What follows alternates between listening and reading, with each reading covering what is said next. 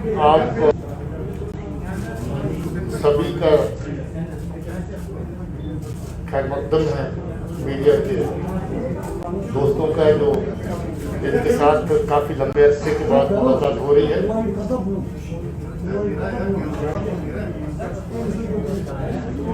आप जानते हैं कि कोविड का दौर है और इसके चलते स्पेस कम होते आप लोगों को ज़्यादा लोगों को इसमें जमा होना पड़ा है, इसलिए मैं गुजारिश करूंगा कि अपनी मास्क सभी पहन के रखें और जितना मुमकिन है अपना सोशल डिस्टेंस बना के रखें। मैं ऐसे ऑपरेशन का जिक्र कर रहा हूं जिसका पिछले रात के एनकाउंटर से ताल्लुक है और बहुत इम्पोर्टेंट ऑपरेशन है पुलिस और सिक्योरिटी फोर्सेस के लिए। ये ऑपरेशन पिछली रात सोपुर में पुलिस, आर्मी और सीआरपी द्वारा मिलकर के किया गया और हमारे फील्ड कमांडर्स ने इस ऑपरेशन को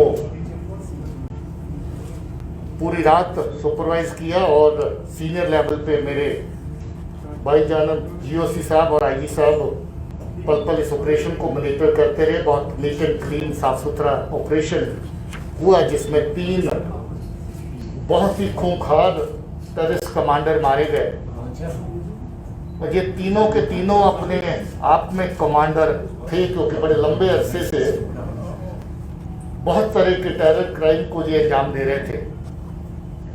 सबसे टॉप पर जो आता है मुदस्सर पंडित, जिसको उमर भी कहते थे, रुखाना भी कहते थे, मुद्दू भी कहते थे और माज भाई भी कहते थे। ये जून 19 से एलईटी कमांडर इस एरिया का है। 18 एफआईआर उसके खिलाफ है और बहुत सारी किलिंग्स उसने करी, जिसमें 4 civilian, 9 SF killings, 2 x militants जो कभी मिलिटेंसी के साथ लोग वाबस्ता रहे उनकी किलिंग, 3 सरपंच और हुर्रियत और सेपरेटिस्ट कार्डर्स के 2 लोग, और इसके अलावा अलग अलग तरह की एक्टिविटीज़ जो लोगों को थ्रेटन करना, लोगों को पॉलिटिकल प्रोसेस और बाकी गवर्नमेंट एक्टिविटीज से दूर रखने की कार्रवाइयाँ शामिल हैं। इसका बहुत पुराना साथी जो पाकिस्तान का टेररिस्ट है अब्दुल्ला, जिसको असरार भी कहते हैं, वो भी इसका लंबे अरसे से साथ निभाता रहा। पहले मुदस्सर से पहले जो मुदस्सर का कमांडर उसके साथ चलता रहा और उसके बाद मुदस्सर के साथ चलने लगा और लगभग सारी की सारी आतंकी कार्रवाइयाँ, दहशतगर्दी की कार्रवाइयाँ जो मुदस्सर पंडित ने करी उसमें उसका साथ दिया। उसके अलावा तीसरा कमांडर जो है खुर्शीद अहमद मीर है, ये बराट कलां सोपुर का ही रहने वाला है और ये भी कोई मई 20 से लश्कर तौबा टेररिस्ट आउटफिट के साथ मुदस्सर के ग्रुप के साथ काम कर रहा है और इसके सर पे भी 6 FIR, 7 killing, 2 grenade attack, 7 SF की किलिंग और 2 ग्रेनेड अटैक और 5 सिविलियंस की किलिंग्स हैं। ये भी लगभग बहुत सारी टेररिस्ट एक्टिविटीज जो मुदस्सर पंडित ने करी उसमें उसके साथ रहा। आपको याद होगा हाल ही में 12 जून को मार्केट के अंदर अटैक हुआ था जिसमें हमारे पुलिस के 2 जवान शहीद हुए थे और 2 सिविलियन भी अपनी जान गंवा गए थे इन्हीं दहशतगर्दों की फायरिंग से। ये तीनों के तीनों उस दहशतगर्दी कार्रवाई में भी इन्वॉल्व थे। उससे पहले इन्होंने म्यूनिसिपल बिल्डिंग जो है उसके ऊपर अटैक किया था मार्च के महीने में 29 मार्च को, और उस इंसिडेंट में भी हमारे 2 म्यूनिसिपल काउंसलर और इसके साथ एक पुलिस के साथी हमारे शहीद हुए थे। मुदस्सर पंडित ने बहुत अर्सा पहले जब एब्रोगेशन के बाद इमीडिएटली दहशतगर्दों ने लोगों की आवाज़ को दबाना शुरू किया, लोगों के मूवमेंट को दबाना शुरू किया। उस वक्त एक फ्रूट मर्चेंट के घर पे जाके अटैक किया था जिसमें 3 साल की बच्ची भी जख्मी हुई थी। उस दहशतगर्दी की कार्रवाई में भी ये शामिल था। रात के ऑपरेशन की जो ज़्यादा डिटेल है आपको मैं चाहूँगा कि आईजी साहब और जीओसी साहब दें, और उसके अलावा आपके जो सवालात होंगे ओवरऑल सिचुएशन के बारे में, you are welcome to ask those questions from me. Thank you so much. Operational जो डिटेल्स हैं, जिसमें जो 3 टेररिस्ट हार्डकोर को न्यूट्रलाइज किया गया, उनका जिक्र डीजीपी साहब ने किया है। ये एक operation specific int based operation था, बहुत ही चैलेंजिंग ऑपरेशन था, लेकिन जिस सर्जिकल तरीके से सिक्योरिटी फोर्सेस ने जॉइंटली इसको अंजाम दिया वो काबिल तारीफ है। और जो इसमें इन्वॉल्व थे, मैं उन सबको कॉम्प्लीमेंट करना चाहूँगा। कल रात मौसम बहुत ख़राब था, एक बिल्टअप एरिया था, और इस बिल्टअप एरिया में जो ऑपरेशंस हैं उनका बहुत चैलेंज होता है, क्योंकि कोलेटरल डैमेज होने के चांसेस बहुत होते हैं। उस घर के अंदर जो लोकल सिविलियंस वहाँ रह रहे हैं, उसमें मेल मेंबर्स हैं, लेडीज हैं, बच्चे हैं। और इस ऑपरेशन की एक खास बात है कि इसको अंजाम करते हुए किसी भी प्रकार का कोई भी कोलेटरल डैमेज नहीं हुआ। हमारे एक जवान को गन शॉट वुंड हुआ शोल्डर के लेफ्ट शोल्डर में, उसको इमीडिएटली रात को हेलीकॉप्टर के जरिए इवैक्यूएट किया गया और वो बिल्कुल सही सलामत है और स्टेबल है।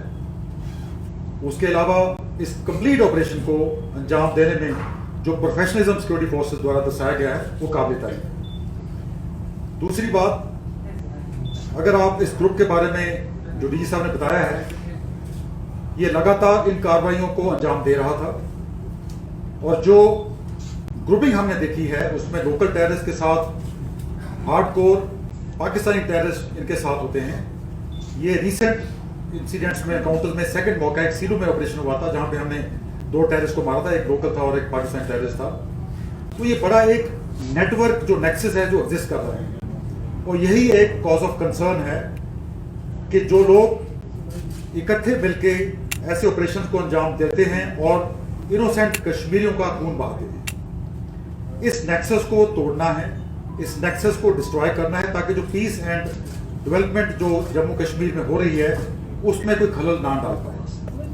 सो मैं अपील करना चाहूँगा सिविल सोसाइटी को, अपील करना चाहूँगा कश्मीरी अवाम को कि सिक्योरिटी फोर्सेस का साथ दें, ताकि जो नेटवर्क है हम उसको डिस्ट्रॉय कर सकें। ये जो नेटवर्क है ये साइकिल ऑफ वायलेंस को लगातार अंजाम देना चाहता है। डीजीपी साहब के अलावा हमारे कोर कमांडर साहब, चिनार कोर के कमांडर साहब ने भी बार बार इस चीज को रिपीट किया है कि हम सब ने मिलके जो साइकिल ऑफ वायलेंस है उसको तोड़ना है। और साइकिल ऑफ वायलेंस को तोड़ने के 2 तरीके हैं, 2 पहलू हैं। एक, इस नेटवर्क को सपोर्ट देना बंद करना होगा ताकि इनोसेंट कश्मीरियों की जान ना जाए। और नंबर 2, जो इनको सपोर्ट करते हैं, जो आलीशान घरों में रहते हैं, जिनका इसमें सिर्फ पर्सनल इंटरेस्ट नहीं है, लोगों के बच्चों को एक्टिवेट करके उनको टेररिस्ट बनाते हैं। इस चीज को समझना बहुत जरूरी है। बड़ा दुख लगता है जब हम यंग लड़के जो घरों से चले जाकर तंजीम ज्वाइन करते हैं, जब उनके बूढ़े माँ बाप रो के उनको वापसी की अपील की दुहाई देते हैं, तो बड़ा बुरा लगता है। तो देयरफॉर जो सिस्टम एग्जिस्ट करता है उसको तोड़ना, नए लड़कों को रिक्रूट बनने से, तंजीम ज्वाइन करने से रोकना, ये 2 पहलू हैं जो अपने इस साइकिल ऑफ वायलेंस को बिल्कुल जड़ से उखाड़ने में मदद करेंगे। और जो ज्वाइंटमैनशिप हमारी ऑल लेवल्स पे है, बेशक वो एसओजी के साथ है या सीआरपीएफ के साथ है, ग्राउंड कमांडर्स जो हैं, आई थिंक जितने भी ऐसी कार्रवाइयाँ को अंजाम देने में कोई लोग सफल हुए थे, उन सबको हम इंट बेस्ड सर्जिकल ऑपरेशन द्वारा जल्द ही जल्द उनको ख़त्म करने में कामयाब होंगे। और लास्ट में अपील करना चाहता हूँ कि लोकल जो टेररिस्ट हैं, जो लड़के लोगों ने गन उठाई है, पहले भी कोकमांडर साहब, डीजी साहब अपील कर चुके हैं कि उनको नेशनल मेन स्ट्रीम में लाने में हम उनकी मदद करेंगे। मैं भी फिर एक बात दोहराना चाहता हूँ कि वो गन कल्चर को त्यागें, नेशनल मेन स्ट्रीम को ज्वाइन करें, और अगर वो ऐसा नहीं करते तो मैं आश्वासन देता हूँ कि उनका भी अंजाम वही होगा जो कल इन 3 टेररिस्ट का हुआ है। Thank you. तो बैकग्राउंड है, जब पिछले 3 महीना के अंदर में 2 मेजर अटैक हुआ, उस अटैक में हमारे पुलिस के 3 शहीद हो गए और 4 सिविलियन, 2 कांस्टेबल शहीद हो गए। उसके बाद एसपी ने एक पोस्टर जारी किया था, आप लोग देखे होंगे पोस्टर, पूरा डिटेल दिया, मिलिटेंट को रिवार्ड शो किया गया। आवाम की तरफ से बहुत सपोर्ट आया, बहुत खबर आते रहा उनके मूवमेंट के बाद में। ठीक है कि पुलिस ने उसको पिन पॉइंट किया, लेकिन इसमें लोगों का बहुत सहयोग मिला। मैं आवाम को शुक्रिया अदा करता हूं कि आपने पुलिस को सपोर्ट किया ऐसे कातिल को मरवाने में। दूसरी बात है, इसका एस्पेक्ट ये भी है कि ये मिलिटेंट किस घर में था, ये सोचने वाली बात है। इसे मैं बार बार कहता हूँ कि मिलिटेंट फैमिली मेंबर जो है अपने आप को सुधार ले।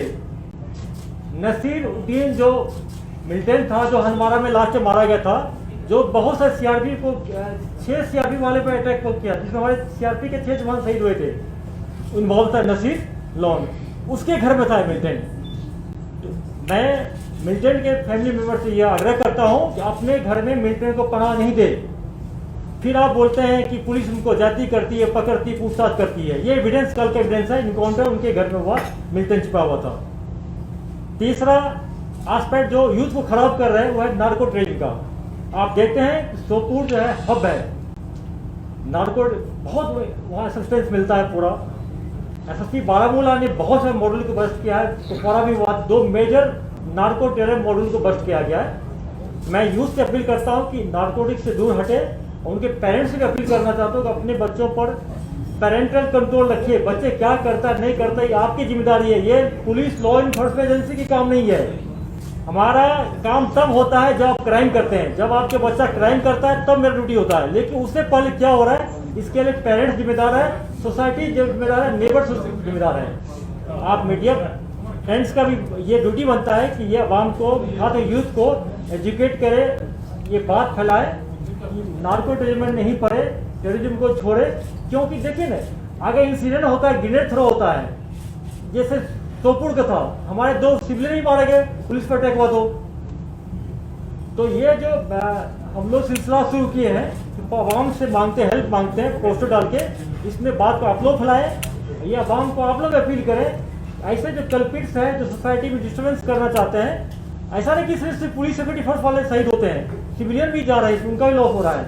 आप में से कोई खुदा न करता है हो, कहीं ग्रेनेड हो जाए, आप में से कोई कुछ हो सकता है। ये सबके लिए है, चैलेंजिंग है। तो आप सब मिलकर काम करें और सोसाइटी में एक ऐसा फीलिंग डालें कि जो टेररिज्म है ये पूरे सोसाइटी के लिए ये हार्मफुल है, सिर्फ सिक्योरिटी फोर्स पुलिस के लिए नहीं है। ये लड़ाई सोसाइटी वर्सेस टेररिस्ट का होना चाहिए।